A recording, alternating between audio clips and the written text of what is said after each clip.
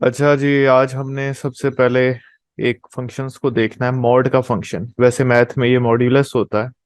ये क्या होता है, अगर आप किसी चीज को, किसी नंबर को दूसरे नंबर पे डिवाइड करते हो, जो बकाया बच जाता है वो मॉड के थ्रू आप हासिल कर सकते हो। जैसे कि अगर हम यहाँ पे इस तरह से डिवाइड करते हैं, डिवीजन ऐसे करते हैं, यहाँ पे 30 लिखते हैं अंदर, और इसको 3 से डिवाइड करते हैं, तो क्या आ गया, 3 10 30। पूरी तरह से डिवाइड हो गया, ये 30 आ गया, और बीच में बकाया क्या बचा, जिसको रिमाइंडर भी बोलते हैं, वो 0। ठीक है, तो ये जो एंड पे 0 आया ना, ये मॉड्यूलस के थ्रू दो नंबरों को डिवाइड करके आप इसका पता लगा सकते हो। इसको लिखने का क्या तरीका होता है, इसको लिखने का तरीका है, हम सबसे पहले इक्वल्स टू लिखेंगे। Equals to MOD, mod. ठीक है, उसके बाद ब्रैकेट को ओपन। सबसे पहले आपने वो नंबर देना है जिसको डिवाइड करना है, तो पहला नंबर हम ये देते हैं जो कि C4 में लिखा हुआ है। फिर उसके बाद कॉमा डालते हैं, और जिससे डिवाइड होना है, यानी कि डिवीजर जो है इसका, ये D4 में लिखा हुआ है, इसको क्लिक करते हैं। तो यहाँ पे क्या होगा, ये C4 को D4 से डिवाइड करेगा, और अगर कुछ बकाया बचेगा, रिमाइंडर बचेगा, वो बता देगा इन दोनों को डिवाइड करने के बाद क्या बच रहा है। तो एंटर दबाते हैं तो वो कह रहा है 0 बच रहा है। क्यों? क्योंकि ये 20 जो है वो 10 पे पूरी तरह से डिवाइड हो जाता है, कोई रिमाइंडर नहीं बचता। इसी तरह दूसरी एग्जांपल्स हम ले लेते हैं। हमारे पास एक नंबर है 31, और एक नंबर है 3। तो 31 को जब 3 से डिवाइड करते हैं तो ये पूरी तरह से डिवाइड नहीं होता, कितना बच जाता है वो हम चेक कर लेते हैं। हम लिखते हैं equals to MOD, mod. Bracket को ओपन करते हैं, पहला नंबर देते हैं जो कि C12 में लिखा हुआ है, हमने सेल का रेफरेंस दिया, कॉमा डाला, और फिर इस सेल का रेफरेंस देते हैं, और फिर ब्रैकेट को कर देते हैं बंद।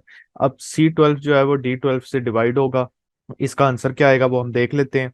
एंटर दबाया तो यहाँ पे ये 1 आ गया। ये 1 क्यों आ गया? क्योंकि ये पूरी तरह से डिवाइड नहीं हो रहा। 31 को आप 3 पे डिवाइड करोगे तो एक एंड पे बच जाता है। इसको हम ऐसे भी चेक कर सकते हैं करके, यहाँ पे 31 लिखते हैं और यहाँ पे लिखते हैं 3, और 3 10 से क्या होता है 30, और एंड पे क्या बच जाता है, एक बच जाता है एंड पे। ठीक है, तो इसने भी हमें रिजल्ट क्या बताया, इसने भी हमें रिजल्ट बताया है 1।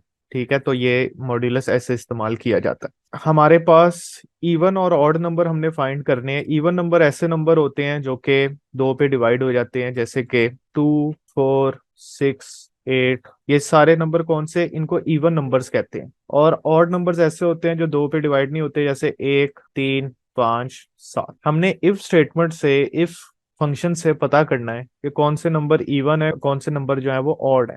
यहाँ पे हम कोई भी नंबर लिखेंगे वो हमें बता देगा ये नंबर इवन है या ऑड है। तो आपने पहले, मैं यहाँ पे कोई भी नंबर लिख देता हूँ रेंडमली। इसको पता लगाने के लिए हम क्या लिखेंगे, इवन नंबर ऐसे नंबर होते हैं जो कि 2 पे पूरी तरह से डिवाइड हो जाते हैं, ऐसे ही है। ऐसे नंबर जो कि सर टू, ऐसे ही है। हाँ, ऐसे नंबर जो 2 पे पूरी तरह से डिवाइड हो जाते हैं उनको ही हम इवन नंबर कह सकते हैं ना।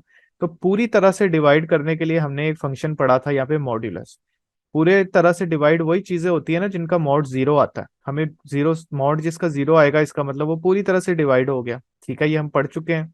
तो अब हम यहाँ पे इस लॉजिक को लगाते हैं। हम यहाँ पे कहते हैं इक्वल्स टू इफ, यानी कि अगर इस नंबर का, फिर आगे आपने मॉड का फंक्शन इस्तेमाल करना है इफ के अंदर। फंक्शन के अंदर फंक्शन इस्तेमाल हो सकता है, ये बात भी याद आपको होनी चाहिए।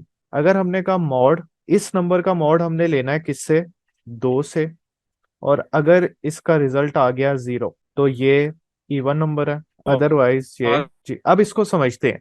हमने लिखा इफ, अगर हमने D4 का मॉड लिया 2 से, और बकाया 0 आ गया, यानी कि D4 को आपने 2 से डिवाइड किया, और उसका आंसर अगर 0 आ गया, उसका रिमाइंडर 0 आ गया, उसका बकाया 0 आ गया, तो वो इवन नंबर होगा, अदरवाइज वो ऑड नंबर होगा।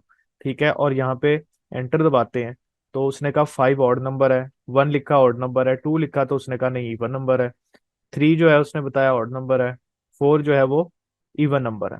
हाँ, अच्छा, मॉड कैसे लिया जाता है ये देखो। ये हमारे पास फॉर एग्जांपल ये 4 नंबर है, उसने चेक कैसे किया, उसने 4 को 2 पे डिवाइड किया। ठीक है, 2, 2 से डिवाइड होता है 4। ठीक है, पूरी तरह से हो गया, और रिमाइंडर क्या आ गया हमारे पास, 0। हमने यही कहा था ना कि रिमाइंडर जिसका 0 आए वो इवन नंबर होगा। तो यहाँ पे हमारे पास रिमाइंडर 0 आया, इसलिए उसने कहा ये ऑड।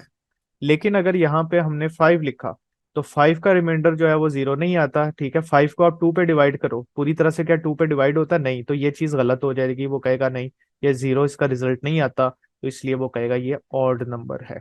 तो फंक्शन में मॉड का इस्तेमाल करना है, मॉड से पहले इक्वल्स ना लगा देना, ठीक है, मॉड से पहले इक्वल्स नहीं आता, क्योंकि इक्वल्स हमने एक यस बार सर। शुरू में लगा दिया है। ठीक है, तो ये ना आप यहाँ भी मॉड में इक्वल्स लिख दोगे फंक्शन से पहले, तो इक्वल आता है, वो चीज़ गलत हो जाएगी।